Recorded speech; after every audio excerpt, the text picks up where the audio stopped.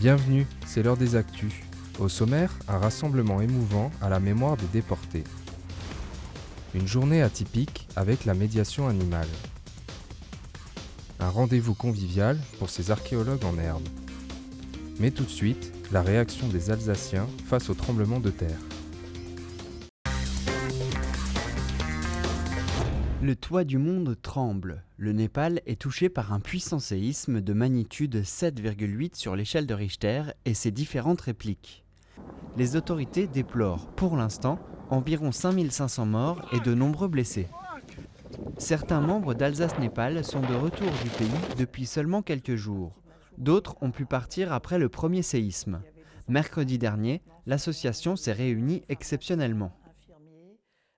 L'objet de la réunion, c'était d'étudier la situation au Népal en ce moment, et de voir comment on peut leur venir en aide aux Népalais dans le besoin le plus rapidement possible, le plus efficacement possible. Mais ça ne sera pas facile dans un premier temps, puisque comme les médias le disent aussi, où l'on dit que les zones les plus atteintes sont difficiles d'accès, que les routes sont impraticables, ainsi que les chemins. Pour l'instant, il est difficile de faire un bilan humain dans les familles des écoles qu'ils aident, leur ville de rattachement, Gorka, étant très proche de l'épicentre. À Niederbronn-les-Bains, Grisbach et aux alentours, on s'inquiète, les membres d'Alsace-Népal cherchent à contacter leurs amis népalais. Ce qui nous importe, c'est de savoir que nos amis, nos connaissances, ils sont vivants, ils sont debout, même si la situation est extrêmement difficile. Mais voilà, c'est une première satisfaction de les savoir vivants. On vient d'apprendre d'ailleurs ce matin que par un mail envoyé par une des jeunes qu'on parraine et dont la maman est directrice d'une école, que cette école a perdu son toit, c'est bien cela, et donc leur maison également est dévastée, ils vivent dehors, sous une tente, et donc ils lancent un appel à l'aide. L'ambassadrice du Népal en France a fait un appel aux couvertures et aux tentes. Des associations humanitaires sont spécialisées dans ce type de besoins, mais pour Alsace-Népal, les nécessités viendront par la suite. Elle aura besoin de moyens financiers pour réparer les écoles.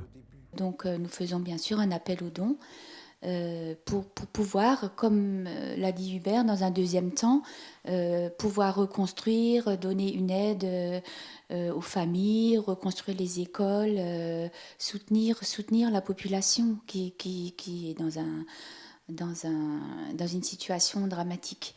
Et nous donnerons des nouvelles au fur et à mesure de l'avancement de notre intervention sur place. Un travail de longue haleine sur le long terme commence, ou plutôt continue pour Alsace-Népal, dont l'adresse du site internet s'affiche au bas de l'écran. Selon les dons qu'ils recevront, ils espèrent pouvoir élargir leurs aides aux familles.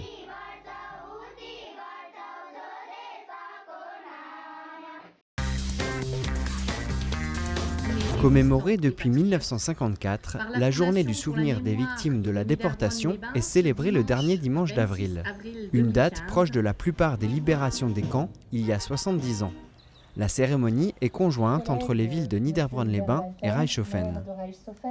C'est une initiative qu'on a prise il y a quelques années avec Frédéric Reiss quand il était encore maire de Niederbronn-les-Bains, pour la bonne et simple raison pour montrer, l'unité du territoire, deuxièmement, que le phénomène de la déportation est un phénomène universel, français certes, mais aussi de par le monde, et que quelque part l'unité faisant la force, nous pouvons montrer aujourd'hui, comme hier, que nous sommes contre, ces démarches fanatiques et fascistes, et que quelque part, ensemble, les deux collectivités ont voulu présenter cette initiative.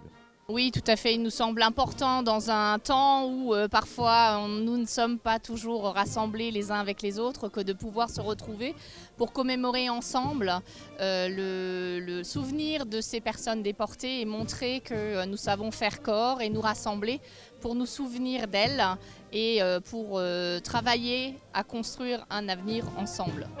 Moment fort de la matinée, le message des différentes fondations, fédérations et associations de déportés, lu par Lucien Florence, l'un des derniers déportés du Bas-Rhin encore en vie. Nos pensées vont tout d'abord à tous ceux qui ne sont pas rentrés. L'amicale des déportés comptait, c'est très important, comptait après la guerre 128 membres déportés. Aujourd'hui, nous ne sommes plus que 4, 3 femmes et moi-même.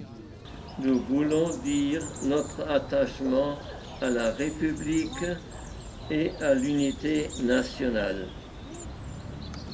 Il appartient aux nouvelles générations d'honorer l'action et les sacrifices des déportés.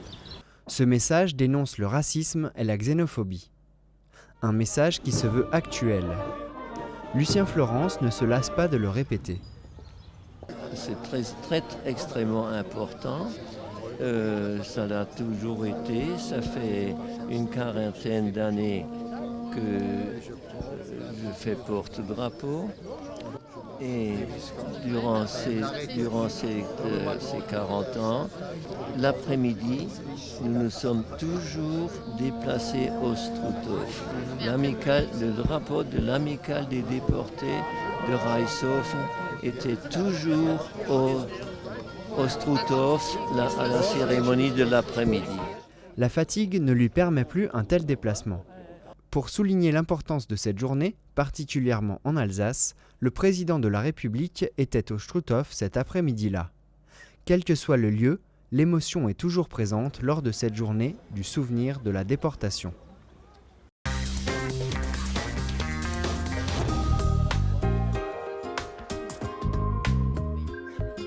L'association de médiation animale AGEMA se développe. Après plusieurs années d'intervention auprès d'adultes et d'enfants, l'idée de créer une activité récréative en interaction avec les chiens et la nature se profile à l'horizon.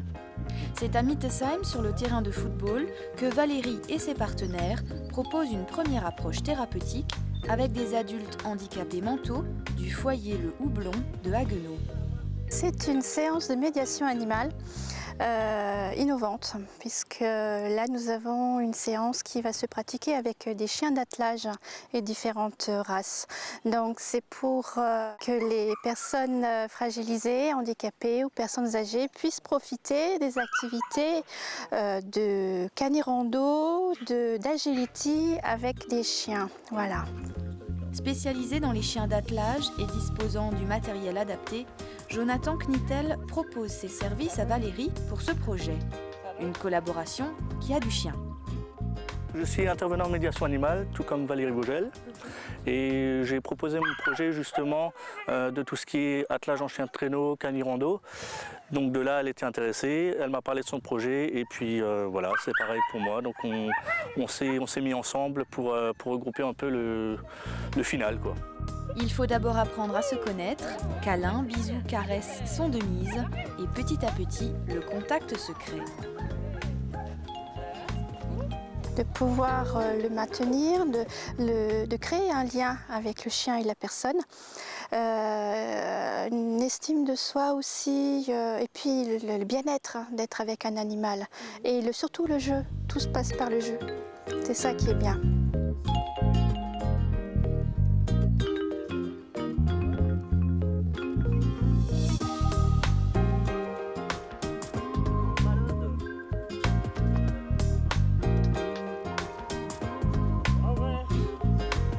Bravo!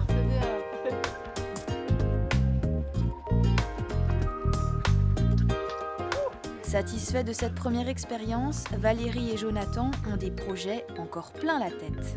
On voudrait aussi toucher d'autres personnes handicapées, physiques, hors institution, pour justement pouvoir profiter de buggy autant qu'une personne valide attelée par des chiens. Le but, le final que j'aimerais bien faire, c'est pouvoir créer un sort d'handisport canin avec des personnes justement à prothèse, enfin tout ce genre de choses, quoi.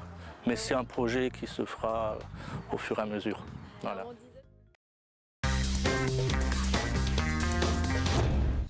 À Niederbronn-les-Bains, le dimanche 26 avril a eu lieu Fossile Facile, une animation dans le cadre des Amuse-Musées.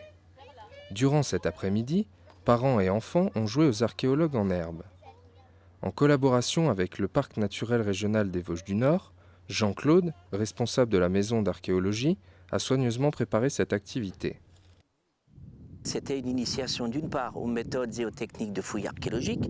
C'est pour ça que nous avons labouré partiellement ce terrain. On aurait peut-être pu le rendre un peu plus fin, le terreau qui est dessus, mais justement on voulait leur créer quelques petites difficultés. Parce que l'archéologie, c'est aussi du tout temps. C'est pas toujours beau quand on fait des fouilles. Et l'objectif est donc de trouver des indices du passé. Des indices qui nous racontent ce qui s'est passé, par exemple ici, sur l'expiridrome, où nous avons une maison néolithique qui a été construite d'après des méthodes des premiers agriculteurs il y a 7000 ans. Voilà, avec la fouille qu'ils vont faire, ils vont trouver des informations sur la façon de vivre de ces premiers agriculteurs. L'objectif n'est pas d'en trouver une corbeille individuellement et pour chacun, de trouver quelques indices, de les étudier ensemble et ensuite de procéder au travail du restaurateur, qui est un archéologue aussi. Alors vous pouvez sortir tous vos petits éléments. Après une fouille à l'expiridrome, tous les participants sont invités à rejoindre Fantine. Cette artiste plasticienne les aide à concevoir un moulage. Alors aujourd'hui, avec les enfants, en fait, on va les sensibiliser un petit peu à l'archéologie, c'est-à-dire que pendant une première étape, ils vont faire une petite fouille. En fait, ils auront des petits outils où ils vont pouvoir fouiller le sol dans un petit terrain balisé, où ils vont pouvoir découvrir des os, des coquillages, des petites pommes de pin, différents éléments qu'on aura préparés pour eux.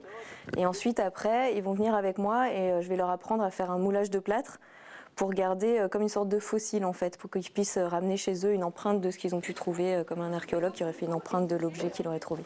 C'est quand même les sensibiliser à quelque chose de très intéressant et en lien avec mon travail, à mi-chemin en fait entre mon travail et un musée, c'est-à-dire qu'ils découvrent un musée, ils découvrent une passion, une pratique, une technique aussi. Et pour ma part, ils apprennent quand même aussi à regarder et en fait une technique de plâtre qui va leur amener plus tard à créer d'autres choses, ça les initie à la composition. Enfin, il y a plein de petites choses qui sont initiées sans être complètement dans ma technique. C'est plein de petites choses qu'ils vont apprendre et je pense que c'est très intéressant déjà de commencer tôt.